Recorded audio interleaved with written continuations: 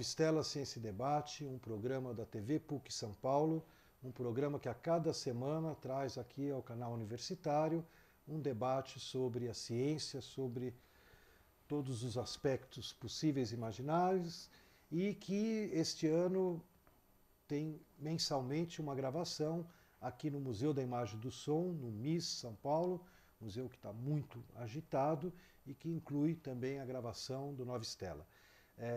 Nova Estela traz muitos professores da própria PUC, do nosso programa de História da Ciência, mas traz também professores colaboradores, professores amigos, e hoje nós temos a honra de receber diretamente de Campinas, com passagens por todo o planeta, tá?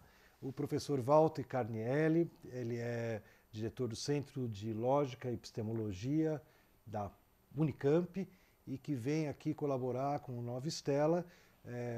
Já há um bom tempo a gente procurava alguém, Walter, muito bem-vindo, que pudesse abordar a história de uma das áreas bastante viscerais da história da ciência, que é a lógica. Tá? Então, hoje a Nova Estela realiza essa vontade, né, de ter alguém aqui que trabalha com a lógica a vida inteira, né, e que vai poder abordar alguns aspectos da história desta área, né, uma área que já inspirou Alice no País das Maravilhas, já inspirou tantas questões de fundamentos da matemática, né, e que, de certa forma, acompanha a ciência desde as suas origens, né? Mas nós não vamos tão longe, Walter. Eu convidei o Walter hoje para conversar conosco sobre um período que eu acho que a lógica tem um certo boom, né? Uma certa presença no mundo da ciência, que é o começo do século XX, né? Quando aparecem alguns personagens, né, que nem todo mundo conhece, mas que quem conhece a lógica, a matemática, a lógica matemática, né, que foram pessoas como o Gödel, o Turing, o Church, que trabalharam alguns problemas, algumas questões que a gente gostaria de ver um pouquinho a tua percepção da importância e do que aconteceu aí na primeira metade do século XX, que a lógica deu uma balançada em termos de encarar alguns problemas muito antigos e fundamentais. Tá, muito obrigado pelo convite e pela oportunidade de poder falar alguma coisa sobre lógica. O tema, né, que foi sugerido é a questão da lógica mais contemporaneamente. E é claro que a lógica é muito mais antiga do que isso. A gente vou fazer um salto atrás e logo um salto à frente. Lógica sempre teve a ver com argumentação. Lógica e argumento sempre estiveram muito juntos. E a gente pode pensar que o primeiro pecado do mundo foi cometido com uma certa ajuda da lógica, né? O argumento dado a Eva para que ela comesse o fruto da árvore do bem e do mal foi um argumento, venceu, ela comeu, mandou Adão comer, né? Então não podemos separar a lógica do argumento. Sempre tiveram muito junto e o argumento é essencial, né, na ciência, na filosofia, na história do pensamento, da humanidade inteira. Saltemos rapidamente para o século XX. Fim do século XIX, começo do século XX, a matemática entrou em crise. Em crise porque foram descobertos os paradoxos da teoria dos conjuntos, aquela certeza que se tinha sobre a maravilha do edifício matemático, começou a pensar assim, bom, será que não está rachando? Né? E então surgiram até geometrias não euclidianas. Pois né? geometria não Nova euclidiana. Nova Estela aqui já abordou Euclides e o predomínio da Bíblia da matemática, da geometria euclidiana dos elementos durante milênios, né? De repente a geometria também tem alternativas. A geometria. Em 1910 apareceu, por exemplo, uma tentativa chamada lógica não aristotélica, né? Por um russo chamado Vasiliev. Mas por que isso apareceu? O interessante é que as pessoas começaram a pensar o que tinha a ver os fundamentos da matemática com a lógica, como é que se poderia demonstrar algumas coisas e por que acontecia o problema de poder se demonstrar tudo. Mas se você demonstra tudo, não se demonstra nada. Cai no chamado trivialismo, né? Então, um dos nomes mais importantes, que a gente, fazendo um rápido percurso histórico, é o David Hilbert, na Alemanha, que tentou então mostrar que o problema dos fundamentos da matemática era o infinito, segundo a concepção dele, e o infinito teria que ser domado de uma vez por todas. E ele então colocou em prática o que ele chamou de programa, mais tarde foi chamado de programa de Hilbert, que se dedicava a dizer o seguinte: bom, não é o infinito que é o problema, nós não podemos ficar sem o infinito, vamos trabalhar com ele, mas vamos mostrar que o infinito pode de uma vez por todas ser curado, e vamos mostrar então que a consistência da matemática pode ser demonstrada.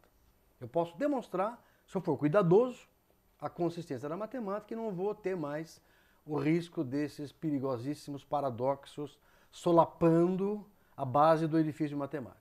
Hilbert tentou isso durante muito tempo e pregou e acreditava mesmo que não existiria problema sem solução. E claramente o problema era, bom, como é que nós vamos mostrar que a matemática é consistente por meios finitários? Ou seja, eu não poderia usar o infinito para falar do próprio infinito. Seria uma petição de princípio. Então ele queria, por meios finitos, mostrar que o infinito seria domado e demonstrado ser coerente e consistente. Muito bem. O ponto é, não era muito claro o que eram métodos finitários. E isso, se eu posso colocar um ponto importante no começo da história da lógica e da computação, da computabilidade no século XX, eu diria que é esse ponto, é essa questão de saber o que é ser finitário exatamente. E o que é, dentro de finitário, o que é ser finitário e calculável. É claro que as máquinas de calcular já existiam. Pascal, Leibniz, o Soroban japonês, né? O problema não era o que é a máquina de calcular, já existia. O problema era o que é conceitualmente ser computável, ser finitamente computável, etc. O que é aquilo que Hilbert tinha na cabeça quando ele dizia vamos demonstrar que a matemática é consistente por meios finitários. Isso deu origem à preocupação depois que, mais tarde, ocupou o tempo e a inteligência de Turing, Alan Turing, que foi o primeiro que formulou uma definição formal do que queria ser computável, né, por meio das hoje chamadas máquinas de Turing. Acontece que... Walter, só para dar uma Sim. ajudada para o nosso telespectador, né? Eu acho que você colocou super legal o problema, né? E só para todo mundo entender, assim, então, por exemplo, se a aritmética é consistente, né, significa que nunca vai acontecer do Walter fazer uma conta, né, fazer tudo certinho, né, uma demonstração direitinho, o cálculo direitinho, e o Zé fazer a mesma conta, fazer tudo certinho, né, não ter nenhum erro, e a gente chegar a números diferentes, né? Quer dizer, consistência, para quem não está muito inteirado, né, quer dizer que eu não vou ter um resultado e a negação dele junto. Exatamente. Né? Mas pior que isso, não é só o Walter fazer uma conta e o Zé fazer a mesma conta e chegar a números diferentes. O pior é o Walter fazer uma conta e mostrar que 1 mais 1 é 2, e o Zé, independente, fizer essa outra conta e mostrar que 1 mais 1 é 3. Isso. O único problema da aritmética é demonstrar que 0 não é 1. Tudo se reduz a isso. 0 não é 1. Se 0 for igual a 1, acabou. Aí qualquer coisa segue disso. Né? Na lógica clássica, tradicional, porque também há uma outra maneira, se eu tiver tempo aqui, eu falo rapidamente, de nós pensarmos numa lógica em que esse próprio trivialismo de que uma contradição deriva qualquer coisa pode ser dominado, pode ser domado. É a lógica paraconsistente, que o Newton da Costa, um grande lógico brasileiro... Aí a gente já pula para a segunda já metade. Já pula para a segunda metade. Vamos ficar na primeira metade, vamos ficar na metade. Não vamos onde a consistência é a clássica. Isso, a consistência é clássica. E é a consistência que, de certa forma, a gente escuta no dia a dia, né? Que alguém fala, não seja inconsistente. Você falou que eu podia ir no cinema, agora você está... Papai, né? Papai. Isso. Agora você está falando que eu não posso ir no cinema. Ô pai, seja consistente, tá certo? Exato. Ou eu posso ir no cinema ou eu não posso ir no cinema. Exatamente. Ao mesmo tempo, no mesmo sisteminha de relacionamento ou de teoria, não pode. Tá. Né? Então, esse é um dos pontos do programa do Hilbert, que, como você bem colocou, vem de uma situação, de uma crise, né? uma situação de muitos problemas dentro da matemática, dos fundamentos da matemática, e então a gente entra no século XX com um desafio. Né? Exato. Eu gosto até de comparar, quando a gente passa por esse ponto, Walter, fazendo só um parênteses, né? Como a gente é desprivilegiado, né? Nós que estamos no século XXI. Né? Por quê? Porque na passagem do 19 para o 20, né, tinha um problema, que daí ele vai contar para nós agora como é que o Turing, o Gödel, o Church e outras pessoas resolveram essa pergunta, né, da consistência da matemática. Essa era uma demanda da virada do século. Na nossa virada do século, do 20 para o 21, você está lembrado? Nosso único problema era uma porcaria do bug do milênio. O que ia acontecer com 1999, quando passasse para o 2000, um monte de gente ganhou dinheiro, tal. A gente nem sabe até hoje se o problema existiu ou não existiu. Já passamos, as máquinas estão funcionando, o sistema financeiro, hoteleiro, aéreo não caiu, né? E sobrevivemos. Não sei nem se eu tinha loja, tinha computador, não lembro nem na época a gente pagou alguém para pôr um software, uma coisa assim. O pessoal desligava. Enfim, no dia 29 gente, e depois... Gente, vamos falar a verdade, né? Esse era o problema, para sentir a diferença. Mas enfim, vamos voltar para a época boa. Ok, voltemos então. Aí aconteceu que eles precisavam claramente saber o que era os tais métodos finitários que iam salvar a matemática. Né? E aí, rapidamente, fazendo largas pinceladas, nós temos o trabalho do Turing, Alan Turing, temos o trabalho do Church, que foi orientador, que trabalhavam meio competindo entre si, e conseguiram demonstrar o seguinte fato notório. Não existe um método de decisão da lógica de primeira ordem. O que significa isso? Coisas escritas com quantificadores, com existenciais, universais e coisas assim, envolvendo números, por exemplo, não há programa de computador que resolva essa parada. Tá? Não há um programa de computador que resolva tudo. Em particular, não há um programa de computador que resolva se todos os programas vão entrar em loop ou não. É muito simples a ideia, porque senão ele próprio legislaria sobre si mesmo. Né? Então, usando um pouco essa contradição interna, ou esse método diagonal, que foi chamado depois, o Turing conseguiu mostrar que o chamado halting problem, o problema da parada, não tem solução. Ou seja, há coisas, então, isso começou um primeiro golpe. Né? Há coisas que não dá para resolver com máquina e há coisas que não dá para resolver com lógica. Ok. Muito bem. Isso máquina com computador. Então, a máquina mas em relação ao que você estava falando antes, né? Máquina é esse conjunto finito de etapas, né? Todas bem definidas, certinhas, né? Numa linguagem precisa e exata, e aonde eu passo de um para o outro, blá, blá, blá, aí chega no final eu deveria ter uma sequência que resolvesse todos os problemas. Né? Que decidisse tudo. Tudo. E isso não rola. Não tem. Claro. Isso já foi um golpe um golpe no sonho do Hilbert, mas também um golpe no sonho do Leibniz. Porque ele pensava no século XVII que seria possível formular uma máquina, primeiro uma linguagem universal e depois um sistema, não era nem máquina, né? Um modo com uma linguagem, um modo que resolvesse todos os problemas. Então, começou que nos anos 30 já ficou claro que esse tipo de coisa não dava certo, resolveram negativamente esse problema do Hilbert, chamado Entscheidungsproblem, o problema da decisão, né? E depois o problema da parada, que não dá para resolver, é impossível hoje em dia, por exemplo, nenhum gênio da computação poderá escrever um programa que decida se antes de rodar, se para todos os programas, eles vão entrar em loop ou não vão entrar. Vai parar ou não. Não é possível fazer isso. Sempre existe o perigo. Né? Então vamos completar, fazendo a relação disso com consistência, né? Que era um problema que você levantou. Isso. Deve ter alguém assistindo, talvez ficou parado assim, falando assim, e a consistência, como é que fica? A consistência ainda não chegou. Esse foi o primeiro passo, assim, uma primeira paulada na perna da consistência. Como a consistência tem várias patas, vamos ter outras pauladas logo mais. Essa daí foi uma. Bom, mais pra frente, então, começaram a melhorar, estou dizendo bem rápido as palavras, o que aconteceu. A coisa, o que seriam os tais métodos finitários, como é que eles funcionam e tal. No decorrer disso, a ciência da computação surgiu. Então, a computação e a lógica estão extremamente juntas, caminham de mãozinha dada. Né? E isso explica, talvez, mais para frente eu posso dizer, por que é que a computação hoje em dia é o que é para a ciência, para a engenharia e tal, o que era o cálculo diferencial e integral nos séculos passados, até o século XIX.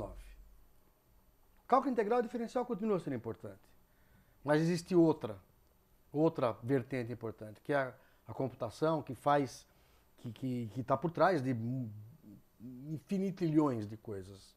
Acabei de inventar essa palavra bonita. Infinitilhões. Infinito bem grande. Infinitilhões. É muito grande, vai. Não precisa nem ser infinito, mas é bem grande. Finito e grande. E para completar a pintura, rapidamente, para chegar naquilo que você disse, o que acontece depois? Acontece que Kurt Gödel demonstra, então, que é impossível demonstrar a consistência da aritmética. Não é? A consistência da aritmética é impossível de ser demonstrada por meios aritméticos, que são os meios finitários numéricos. Ora, se é impossível demonstrar a consistência ou a coerência da aritmética, é impossível demonstrar a coerência, a consistência da matemática inteira. E se a matemática não tem uma prova definitiva de que ela é coerente, a física também não tem. Se a física não tem, a química menos, a biologia menos. Conclusão da história, não há certeza absoluta. Né?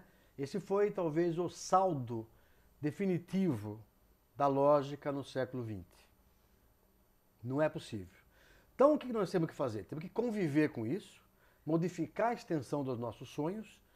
Hilbert estava errado em muita coisa, aliás, está duplamente errado, mas lindamente errado, porque ele deixou métodos, que eu digo para meus alunos que não é um erro grave, é um erro agudo, né? Um erro agudíssimo, porque no decorrer da maneira com que ele mostrou isso e tal, ele deixou uma herança inacreditavelmente grande sobre muita matemática de alto nível, muitas ideias, muitas questões, muitos problemas, mas ele estava errado em 2 pontos. O primeiro ponto que ele estava errado era que não há problema insolúvel, como ele dizia. Não há ignorabimus em matemática. Tudo deve ser resolvido. Não é verdade. Há, sim, ignorabimus. Há coisas que não sabemos. Segundo, podemos demonstrar a coerência ou a consistência da matemática por meios matemáticos finitários. Não é possível. Então, essas 2 coisas levaram, assim, a uma revolução enorme. Então isso significa, Walter, vamos ver se está correto, assim, a gente não achou ainda, né, aquela soma do 1 mais 1, 2, 1 mais 1, 3. Exato. Né? Não achamos. Uhum. Né? Não é que o Gödel achou, né, o resultado contraditório. Mas ele prova que essa certeza que a gente mais ou menos tem, né, quando a gente está fazendo cálculo, seja do troco, a gente vai continuar tendo, né, mas ela não tem um fundamento lógico, tá certo? Quer dizer, ninguém garante, né, que não vai aparecer uma contradição, porque logicamente eu não demonstro que essa contradição não vai acontecer, que ela não existe em princípio. Né? Fazendo a tua analogia aí com o Turing, né, significa que que tem hoje em dia Apple, Dell, HP, né, o pessoal vai continuar, os tablets, vai continuar vendendo os produtos com selo de garantia, tal, se der qual você vai lá e troca na loja, na fábrica, mas do ponto de vista lógico, também a gente não tem uma prova de que, né, aquilo que está rodando não possa dar pau. Né? Obviamente dar o pau é porque deu um problema elétrico, tudo, mas teoricamente poderia dar um pau. Não tem garantia contra erro de software que venha da consistência da matemática. Né? Um computador quântico poderá demonstrar que 0 é igual a 1. E aí não sei o que vai acontecer. Quer dizer, essa prova absolutamente louca não está excluída. Não sabemos, não podemos excluir. É improvável, mas não é impossível. Essa que é a verdade. Bom, e aí o que acontece então depois dessa história? Acontece que o que nós precisamos então agora no século XX, a herança da lógica no século XX é conviver com isso, tentar procurar amenizar, né? Há várias maneiras de fazer isso. Uma é chamada matemática reversa, né? Que tenta fazer o seguinte: bom, já que é perigoso que eu invente uma teoria e essa teoria possa ser contraditória, vamos tentar então colocar o mínimo de pressupostos matemáticos para que tenha menos risco disso acontecer. Né? Mas esse menor risco é só uma segurança relativa, não é uma segurança absoluta. Não há segurança absoluta de que isso não possa acontecer.